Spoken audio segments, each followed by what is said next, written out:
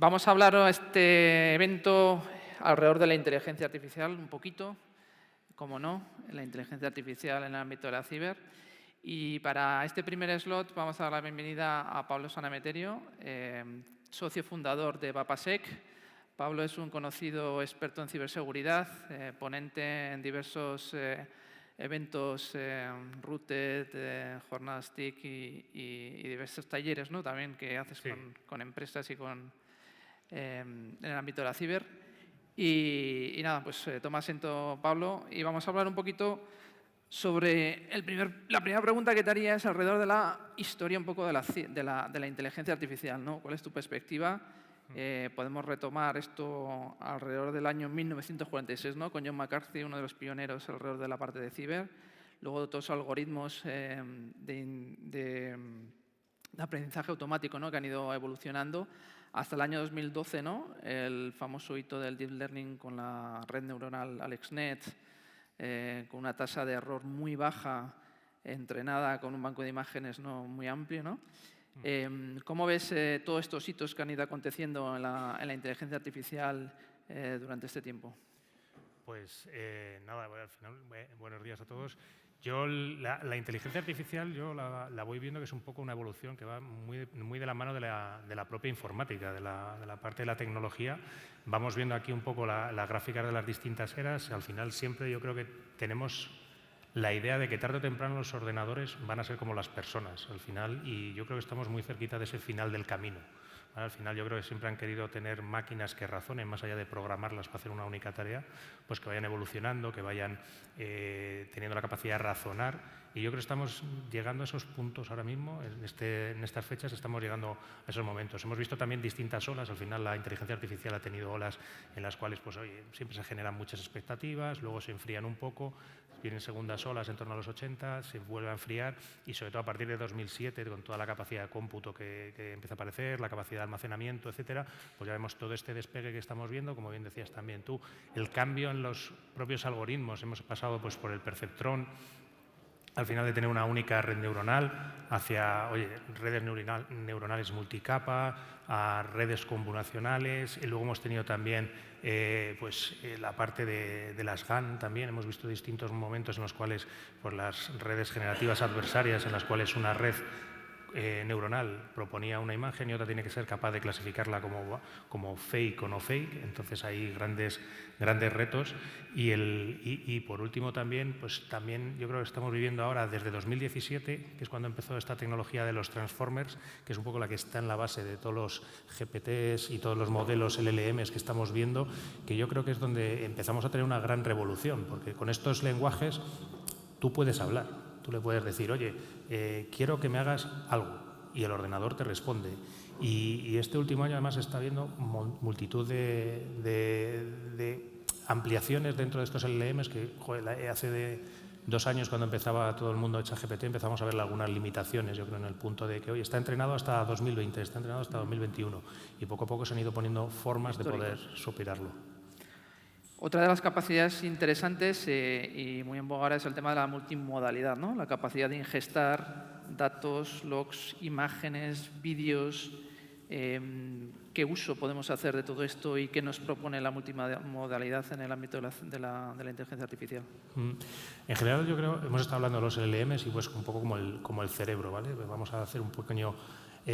vamos a hablar un poco de la parte de ciencias naturales. Al final el LLM es un poco el cerebro, ¿vale? Pero al final el cerebro necesita inputs que sean un poco de audio, de poder oír cosas, necesitamos input de visión para poder comportarnos como personas también, y parte de tacto, ¿vale? Al final yo creo que la multimodalidad es algo que está llegando este último año muy fuertemente en los modelos de inteligencia artificial, sobre todo cuando hablo de modelos, pensarme en LLMs, y les da la posibilidad de entender fotos, les da la posibilidad de hacer fotos, les da la posibilidad de entender audios, de entender vídeos, incluso documentos. A mí una de las cosas que más me pone los pelos de punta es cuando le dices, toma, cógete toda esta carpeta de Office 365, esa que tenemos todos y que nadie mira porque tiene 300 gigas de información, ve leyéndotela y me vas contando qué es lo que hay ahí. Eso es una de las cosas que veo brutales dentro de esto, y estamos en un momento de revolución bárbaro. Si nos vamos a los 3 ámbitos un poco de la seguridad, la parte de la seguridad defensiva, ¿no? Ha habido bastantes avances, como has comentado, alrededor del último año y medio. ¿Qué nos va a proporcionar o qué crees que nos puede proporcionar la inteligencia artificial a los players, a las empresas que estamos en la parte defensiva, que estamos protegiendo a compañías o las propias empresas que tienen sus recursos para protegerse? Pues yo creo que aquí tenemos varias cosas en las que nos van a ayudar. Yo ahora mismo aquí tenemos un ejemplo, realmente es sencillo, pero imagínate un operador de SOC, aquí es un conjunto de texto en el que hay distintas cosas y hay un grupo de direcciones IP que es lo que quieres sacar para bloquear en el firewall, por ejemplo. Eso tradicionalmente un operador de SOC se encuentra con toda esa amalgama de texto y si es un poco hábil con el editor igual consigue colocar la columna o tiene algún scriptillo si tiene dotes de programación y es capaz de extraer esas direcciones IP.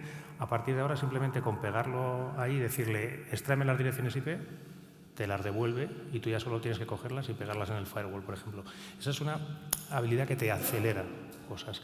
Luego, pues oye, al final yo le veo también que hay una parte en la parte de la parte de inteligencia artificial que yo creo que está pegando bastante fuerte, que es, como te decía antes, los LLMs estaban limitados a lo que estaban entrenados a 2020, 2020.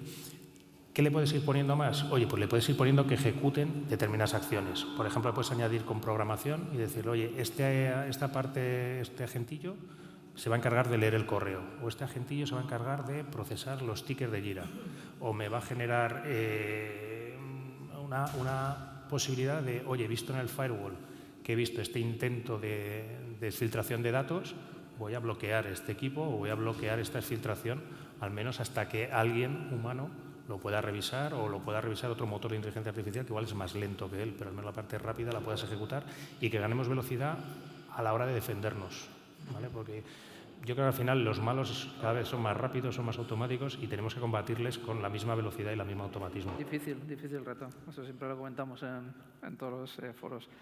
Si hablamos de la parte de inteligencia, fuentes abiertas, inteligencia de amenazas en general, ¿cómo puede ayudarnos la inteligencia también artificial a recopilar toda esa información, ponerla en valor, darle velocidad y celeridad al uso que podamos hacer de esa inteligencia, que es la que nos va a permitir, lo que decíamos, ¿no?, esos tiempos cortos de respuesta? Al final, en el Open Source Intelligence se ha trabajado mucho. Bueno, al final el ciclo de inteligencia son 5 fases. En la primera está la de recolección de datos, el procesado, el análisis, el sacar esa información, esa inteligencia y luego, por último, la diseminación o la comunicación a las personas que lo tienen que saber. ¿Qué es lo que ocurre? Pues que tradicionalmente en el OSINT se ha trabajado mucho en la recopilación de datos. Tradicionalmente estos últimos años se ha trabajado mucho en conseguir obtener mucha información, muchos datos, pero no se ha trabajado tanto en procesarlo. ¿Vale? Al final los que los terminaban procesando eran personas, los que terminaban generando relaciones entre esos datos eran personas y yo creo que aquí es donde la inteligencia artificial nos va a ayudar mucho. ¿Vale? Yo, dentro de uno de los másters que estoy de profesor, uno de los trabajos fin de máster que le tengo a todos los chicos que quieran apuntarse es utilizar inteligencia artificial para procesar OSINT. ¿Vale? O sea, la información que obtengas, procésala y trata de sacar conclusiones. Aquí en la imagen que estáis viendo es un telediario.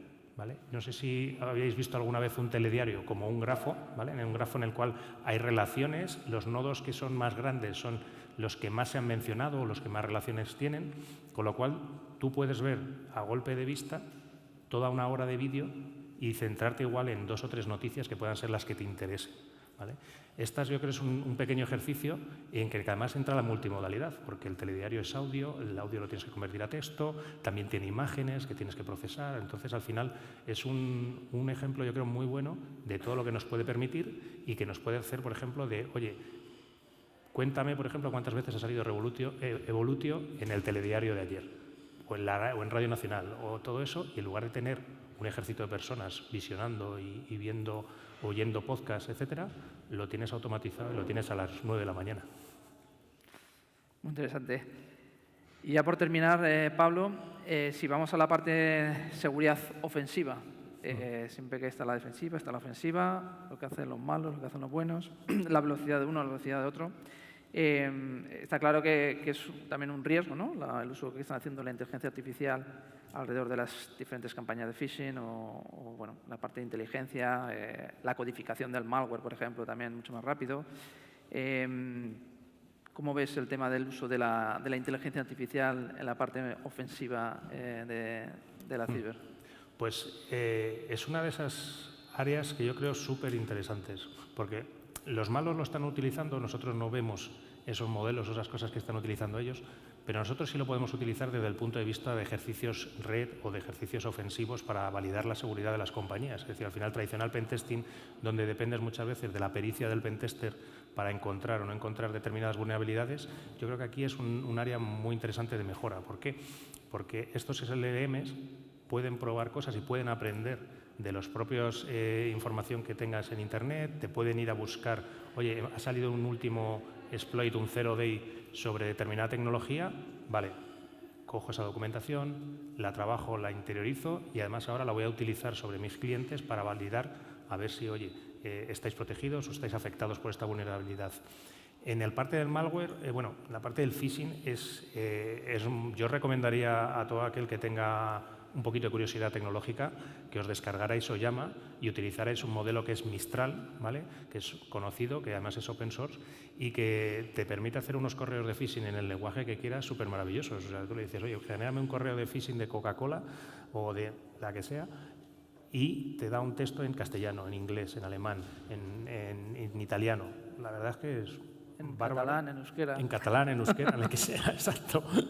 Puedes elegir el lenguaje. Entonces, eso es un doble reto. O sea, tú lo puedes usar en la parte de concienciación de los usuarios, pero también es el doble reto de que, oye, te va a llegar ataques de personas que no sean pentesters, sino que tienen realmente una intención maliciosa y los tienes que ser capaz de detectar y de superar. Y además, yo estoy viendo algunos casos, algunas campañas que se están empezando a pasar bastante bien los filtros y los problemas que teníamos nos están superando por estos lados.